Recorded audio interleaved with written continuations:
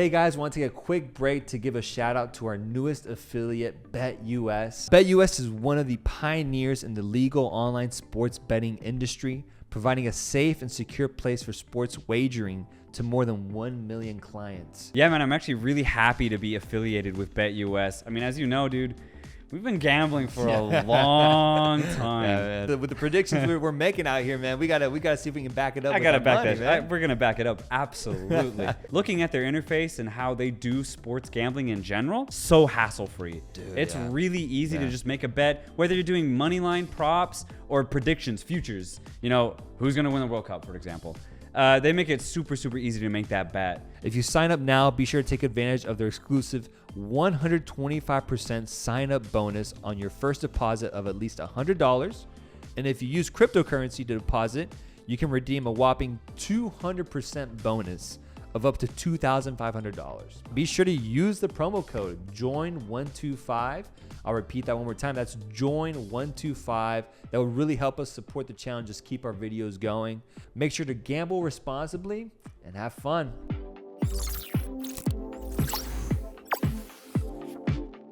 Group D, they're calling this the group of clones. We got Denmark, France, Tunisia, and then UAE, Australia, or Peru.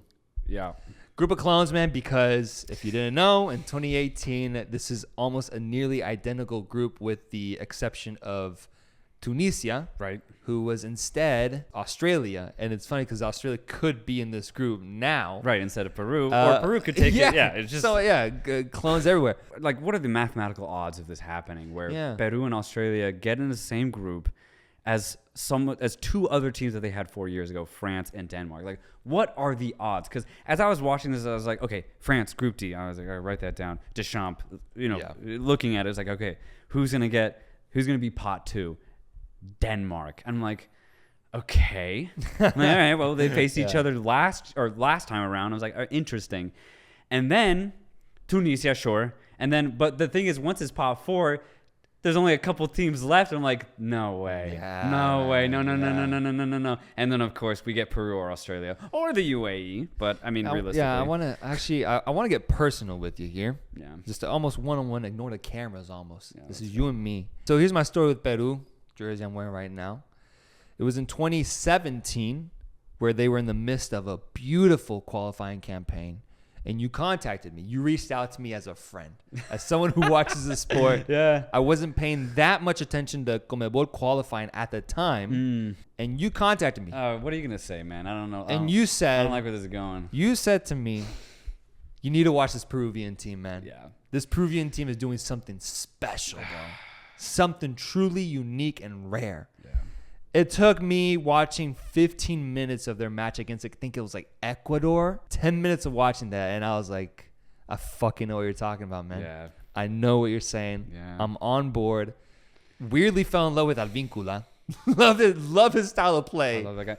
Advíncula and Carrillo on that flank, man. One of the most entertaining flanks in all of international soccer, man. Yeah. I'm going to be genuinely sad after this World Cup, because, you know, at this point, they'll be pretty old after that. Yeah. No, a lot of players that we can name. Foremost, the thing that struck me the strongest was just the team. The team itself, Peru, what it represented, the fans. Yeah. Somos Peru. So most of our TikTok fans are Peruvians. Like, there's a strong contingent of Peruvian fans in this world, country. Man. Great country. And you put me on, and so I thank you. But then arrived the World Cup. Yeah. And, you know, we had talks between ourselves of, this is the dark horse candidate, Peru. No one knows about this team. Maybe they could be like the Costa Rica of this tournament. Yeah, that's what I thought. Yeah, I genuinely. I had a prediction where Peru were gonna go to at least the quarterfinals. Yeah. And so seeing that unfold in 2018 the way it did, I cried, man. I actually legitimately cried. Let's point this out because so sad. Christian Cueva goes up to shoot the penalty against Denmark, and he misses. If he makes that, they win that game. They would have held on to it, and they would have gotten 3 points, which would have been enough to take them through. They missed the penalty. He misses the penalty. And this is why I wanted to get personal, because I saw the magic leave your eye, man. I saw the magic leave your soul. Yeah. Like, you legit the way you view the team shifted. Completely shifted. Completely shifted. Yeah. And obviously, I think it's rooted in just depression and disappointment. Yeah, it really hurt. But, Peru does almost everything they can from that point on to, in a way, get you back on board. Let's look at it. They go to Copa America, and it's not like they go out in the semifinals. They go to the final. And I remember I texted you before the game. I was like, bro, Peru's in the final. They're in the final against Brazil. And you're just like, yeah, man. Like, I guess. The reason was because Brazil was so good that year. No, yeah. I don't think there was a question that they wouldn't win that game. But I remember there was some sort of interaction between them. I was like, but they're in the final. Yeah, where's that magic? It's gone. They still managed to shine somewhere. Maybe not the World Cup, but they did it somewhere. Yeah. Got trashed in the final. Then we go on to qualifying. And it's a very similar story to what it was in 2018. Yeah. They face some tough odds, some tough teams, and they somehow eventually make it out to the World Cup on their last match day. Thanks to that win against Paraguay at home. Literally gave me flashbacks to how it was 4 years ago. Very similar situation. Yeah, they ended up still in the playoff spot. Yeah. They still have to win on one more game. And winning at home to assure their spot. Yeah. Magically, we are given a nearly identical group in 2022. A repeat. I say all of this to say, do you not think this is like the universe telling you, come on, man, give me a chance. Get back on board. If it wasn't Copa America, then it was a qualifying campaign. If it wasn't a qualifying campaign, then it's the group, man. Yeah. It's the group, assuming they qualify into it first and foremost. And I think, let's say even I don't see this Peruvian team as magical as I used to, I think they will win. Whether it's the UAE or Australia, I think Peru is much better than them. UAE have not convinced. You already know my opinion on that. Australia's not that good this cycle. I think they're gonna beat the UAE, but then they're gonna lose to Peru. Yeah. But now, anyway, let's get back to this group. The reason why I was so, interested about see France, Denmark, and then once I finally saw that Peru could take this was because I had one immediate thought. It was, fuck. I was like, no. I was like, God damn it. Because this is the universe not telling me Peru get one more go. Right. And not only is it one more go, it's the exact same go. Man, it's poetry. It's actually the opposite. It's the universe telling me that no matter how Peru get, they're not going to get through. And not only that, it's going to be against the same teams. Yeah. The same teams that they faced in 2018 are ultimately going to be the exact same ones, result in their demise. This Peruvian team is great. They have some good players. They've actually been able to replace Paolo Guerrero with La Padula, who I didn't think they could replace Guerrero even close. La Padula is not as good as Guerrero, but he's pretty damn good. And I didn't think they'd be able to find that number 9 for them, but La Padula has come in and has scored some big goals. I mean, the goal he scored literally against Paraguay was really good. You still have Cueva, who had that beautiful sombrerito, the beautiful pass. It was just magic, man. Monster game. You still have Renato Tapia playing at a very high level. Love the way he finds space, the way he looks for passes. You have that same good midfield, Yotun. You still have Carrillo. You still have Advíncula. You still have all these players. San Pedro Gallese. You still have him. Tigre Gareca. I love Gareca's celebration when they score a goal. It just gives me life, man. Every time he celebrates a goal, I do it with him. This is a tough group. And no matter how Peru play, I just the way I believed in 2018, I can believe the same way. France and Denmark are just too good. They're just too good. I'm not jumping on board. I'm not jumping on board, man. I'll tell you what a Peruvian told me. El fútbol no se gana con nombres, se gana con hombres. With men. The game is not won with names. The game is won with men. This Peruvian team is a squad of men. Yes, I truly think that the magic isn't there. It's not. It's not there. But the magic was there in large part because they hadn't been to the tournament in 30 something years. Right. It's been a long ass time. That's true. So they had that essence to them, that need, that urgency to do it. This team seems very mature, man. They seem grown.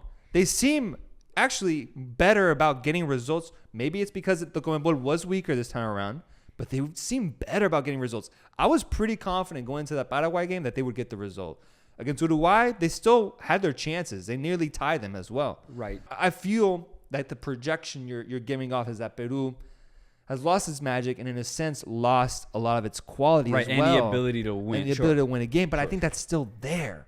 I think it's still there. And I think what's going to give them, especially the Peruvian fans, a new sense of magic and hope is the fact that they got the same group again. They got a second chance. Those aren't given in soccer, man.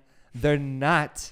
And of all the teams, it is pretty insane. It's insane that they literally going to play the three teams that were in that group. They're going to play them on the way there. Right. They're going to have to play Australia, and then they have to play Denmark and France. Yeah, it's crazy. I can see them being Tunisia, and I see them potentially being Denmark. I know Denmark's good, man. I know it, but there's got to be at least one or two UEFA teams that are going to underwhelm.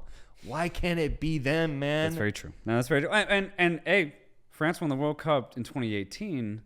The curse is that they're not going to get out of this group stage. That's true. Which, if that is true, then Peru goes through. Now, okay, so to that point, yes, you're absolutely right. So, for example, I had that dire take on Mexico.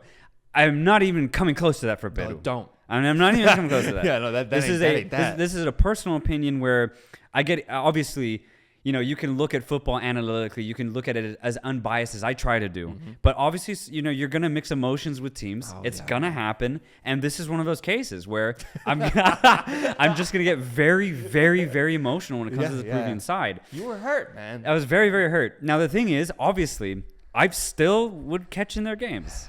I would still cheer for them when I wanted them to win. Yeah. And, I would still give a little fist bump when they would win, right? Just a little good for them. Yeah. I see this team competing in this group. Yeah. Even though, let's say France is, let's just say maybe just as good as they were 4 years ago. And I see Denmark at least the same, if not a little better than they were 4 years ago. Yeah, at least a little bit better. At least smarter and more experienced. Mm-hmm. It's the same players. They're just better. Yeah. So this Peruvian side, regardless of that, will compete in this group. Mm-hmm. I'm not saying Peru's going to come here and just get their asses whooped in every game. What I am saying is that it just sucks that it's against the same teams, and it sucks because I truly believe that they're just not going to get it done against these better teams. But you're right. Peru themselves have some sort of attitude, some swagger to them. That's what makes them Peru, right? That's what makes them Peru. Yes, sir. Is that they play with a certain swagger that no other country on this planet has.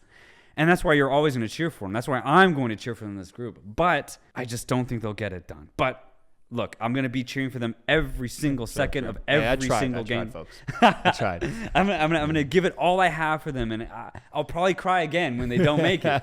But it's going to be so fun to watch because at the end of the day, Peru always plays some entertaining football, even if they lose. Yeah. So it'll be a pleasure to watch, and maybe you're right. Maybe Denmark is one of those teams that don't go through. Maybe France does something weird. France, and it's time to shift this over to France. Yeah. Let's shift it so the reigning champs, reigning defending champions, France are back. They're back. They qualified comfortably in first place in their group, and the biggest question for them going to this tournament is, can they do it again? Because not much has changed. Yeah. The team is just as deep as it has ever been. Players are more experienced. The team has changed a little. You had like a veteran presence and Matuidi in the midfield, who was a big part of that True. run. He's gone. Giroud has dropped a little bit in quality. Yeah. Who knows if he will play that same role that he played before. Varane is having a weird season as well. True. But the thing about France is that they've always had replacements for every one of their positions where it's questionable. Yeah. And not just like any replacements. They have like high quality playing at Barcelona, Real Madrid, Man U, Liverpool, wherever. Yeah. They got the options. Yeah. Can they approach this tournament the same way they approached it last time, or will they have to switch their tactical approach up in order to get new results? It's more so about like the strategical approach to the tournament rather than like, specifically, do they have a good offense? Do they have a good defense? Like they're good in every sector of the pitch. Absolutely. How do they just approach this as a whole? I see them getting out of this group in first place. I think those are some great takes, and basically mine are the exact same. You take all of that into account. I see this French approach to this World Cup, how they perform will basically vilify their 2018 win.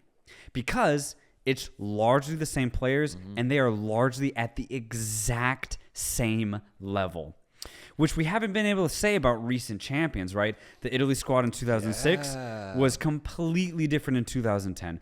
The Spanish squad in 2010 winning, they weren't completely different in 2014, but football had changed at that time. Yeah. Barcelona started not playing as good as they were. Real Madrid started playing a different type of football. Spanish football was in a transitionary period in general, and it really showed with that national team crashing out in 2014. The 2014 German side that ended up winning, you could tell they were still very good, but they had lost that initial magic that they had in 2014 completely. You could see it going into 2018. Yeah. What's interesting about this France squad is, like you said, they're just as good. They're just as good. And if they did lose a couple of players, they have immediate replacements that can come in and make a huge impact. So I see this French performance here just being like, look, a lot of people think we weren't that good in 2018 and maybe didn't deserve it. Well, now we're going to come here and make a big run again. Yeah. 4 years on, I see this France team just as good. And honestly, I think it'd be a failure if they don't make it to at least the quarters. Yeah. Oh, yeah. No. At least the quarters. They have to make quarters. They should make it to the semis because they are, for me, still a top 5 side in the world. Yeah. Regardless of whether a player's a little bit out of form or not, this France squad is very, very good. You could say, oh, well, they lost to, what was it, Switzerland in the Euros? But that game was, if you look at it holistically, first off, that Switzerland team is really good. But second, it was a little unlucky. Yeah. It was unlucky for France. Yeah. I think France will come out in this tournament, though, with a point to prove. Oh, yeah. Which is something that I don't think I've been able to say about other champs, because when other champs come into the tournament, it's not with a point to prove. It's just like, okay, we're here, we're good, let's just play. But with France, it's almost Mbappe's still going to pop off. Yeah.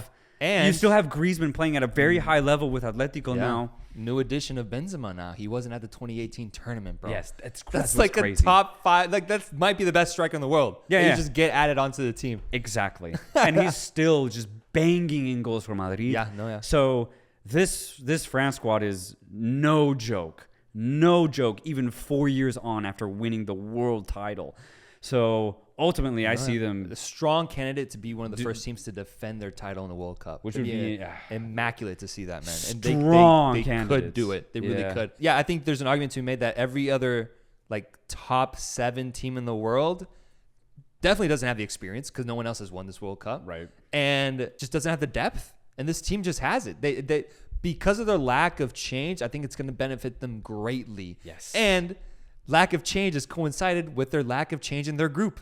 It's the same group. Yes. Just do the same thing again. Do the same goddamn thing. And that's what's crazy is that I remember in our World Cup videos, people were like, "Nah, France, man, like there's no way." People were critical. Yeah, they're very critical of how good they were because they just didn't see it. This will literally prove my point of is this France team what really, really, really good? And I think this will prove. Yeah. I think they are. I actually think it'd be pretty awesome to see a team win back to back like that, especially if it's this French team because I think they're very well deserving of it. Yeah, they're so talented, and it takes a lot, man. It takes a lot to be able to even just as a country to have the infrastructure in place to win a title in the first place, and then to win it again, man. Would be incredible to see. It's insane consistency over 4+ years, insane, man. Which is it is literally unheard of. Yeah, literally. Yeah, and they're followed up by Denmark, the second European team in this group, qualified automatically for the tournament. Yeah. Very impressive on their part. I love this Danish squad. Going into 2018, out of all those Scandinavian type teams, I was really high on Sweden. Really high on Sweden. Big fan of Forsberg, obviously. Mm-hmm. And going into this one, big fan of Denmark, man. I think they've improved just in general. It's largely the same core of players. I just think they're just more comfortable with each other. Yeah. They understand each other better, and they play the same style of football. It's largely possession-based.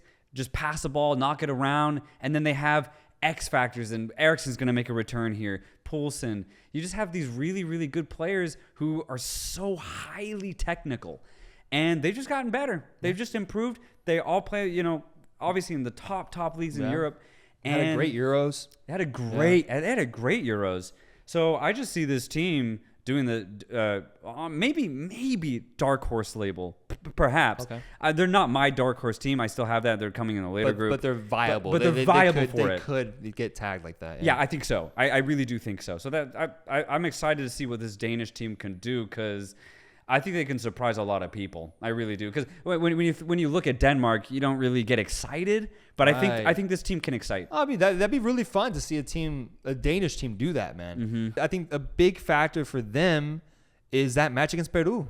That's the biggest one. Just like 4 years ago. Yeah. Because the winner of that decided qualified. Who went on. Yeah. Exactly. Yeah. Yeah, no, and that's how it's going to be, because, you could say the weakest team here is Tunisia. Now, what's interesting about this Tunisian side, I thought they were a little underwhelming in AFCON in general. They got a great tactical win against Nigeria, who aren't even here in the World Cup. But ultimately, I thought just were very flat. Got knocked out in the quarterfinals. And I thought they were a lot better, is what I'm getting at. Yeah. I thought they were. I was actually high on this Tunisian side, because you have good midfield players, Naim Sliti, Youssef Nsakni, who's looking healthy, still playing at a high level. Ali Malul, Al-Ali left back, creative, really bumps down that flank. Dude, I like him. Me too. You have good players, but they just don't play well as a unit, not offensively. So let's get to that. So how did Tunisia even get here? They play Mali in a two-legged affair, obviously, and that shit went completely down to the wire. Tunisia went through on an own goal. That's how they got to this tournament.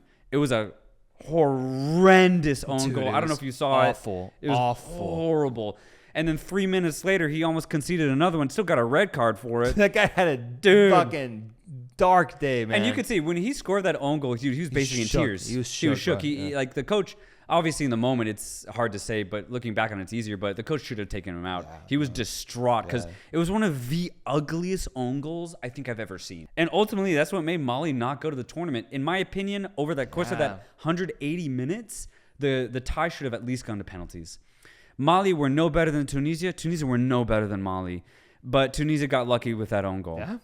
That's all it took. Yeah. That's all it took was one lapse from that Malian defense. The only positive I can give this Tunisian side is their back line. They're very, very organized and disciplined. They don't let a lot through, at least at the African level. They never got run over in any of their AFCON ties. And obviously, they didn't get run over by a feisty Malian side. I had Mali going through with at least scoring a couple goals. They couldn't even get one. And they really tried. But that Tunisian backline is solid, man. Really, really solid. And they were here 4 years ago in that group with England, Panama, I think Belgium in that group too. 4 years ago, they just kind of were there, happy to be there, kind of like how Panama were. They weren't really there to compete, in my opinion, and they were just basically walkovers for both Belgium and England. This time around, oddly enough, even though I'm not high on them, I actually see them doing a little bit better, solely because their defense and their defensive midfielders are a lot more disciplined, and honestly, they're pretty smart. They're always looking to cut off a pass, get interceptions, and they're very, very physical. And I think that goes a long way if you pair that with high IQ plays. This Tunisian defense is good. Offensively, though, good luck, because they have nothing going for them, man. Literally, when you look at them play, they literally rely on just two players going up and trying to create something. The rest of the players just stay back and form a block of four. Their offense is literally two players, and then maybe Malul if he goes all the way up. But then even that's risky because you leave that hole at the back. They know that, though. That's the thing. Yeah. They know they don't have a good offense, so they don't even try. They just bunker in, they press, and they're aggressive, which, again, I think is going to ultimately come to being competitive. Mm-hmm. But over the course of 90 minutes... These are bad teams to do that against, That's the thing, man. These are bad teams. Over the course of 90 minutes... They'll let one in against Denmark. France will expose that. Denmark, and even Peru, I think at this point would they'll find crack a way. One in. Yeah, and once Tunisia's down 1-0, it's over. Yeah. Tunisia's going to bank on keeping it 0-0 for as long as possible, and then hopefully Msakni scores a worldie. Jazidi maybe gets like a header off a corner, set pieces, or a opponent mistake as Mali did. Exactly. So I think they'll have a better World Cup in 2018. Not saying much, but I mean, hey, they're here, and all I can ask is that they keep their games tight. Yeah, they might be one of the weaker teams in the whole tournament. I think so. Yeah, it's like a bottom three team. I think so. Yeah, and also with the group they were given, there's a chance they could be a team that doesn't get any points. There's that chance. Maybe just one. Who do you have going first, and who do you have going second? Yeah, so I have France going first, and I have Denmark going second, just as it was 4 years ago. Okay. All right, man. Wasted 10 minutes going on that spiel. I got France. I got France in first, brother, and I got my Peruvians, my people of Peru, in second. It's time, man. It's time. This team cannot go. They can't go through this generation of players and not get a round of 16 appearance. They deserve it. That country deserves it, man. Denmark got theirs last World Cup. It's our turn now. You know, France, I have France not getting out of the group. The curse will stay on. The reigning champs will not make it out of the group stage. I have Denmark in first, Peru in second. You could take that approach. Is that the approach you're taking? That's the approach I'm taking. Let's say that. Shit. Oh, shit. Put both takes in. Well, yeah, man, that's a genuine thing that we got to talk about. We got to take it into consideration, man, because it's happening. The defending host curse. Yeah. Man, I don't know, man. I don't know. Dude, if France don't make it out of this group, it'd be wild, Every team showed a sign. Like, it wasn't predictable. That's what I'm saying. But there were you could see potential flaws. Yes. I don't see that in France. I don't see it at all, man. I don't see it. Maybe UAE gets through here too. I was talking very securely about Peru. Dude, we really are, bro. UAE just has their fucking moment of magic. And actually, dude, that's just slight tangent here. That's what's crazy, and it's a little scary. Is we talked about it in the last one. The one-off games in Qatar, it's not the same of going home and away, man. No. It's not. It's a little scary for a team to just go to a neutral ground. 90 minutes. Yeah, bro. UAE or Australia could catch Peru on a weird, like, what if Peru are jet lagged? You know what I mean, man? With some Australian players just on form that day. Yes. Like, there's so many unknown variables that can happen in one game, bro. Yeah. And especially because it's international level too. Yep.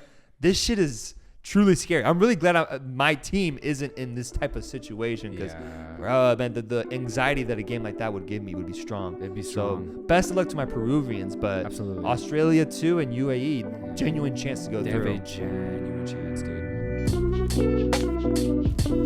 dude.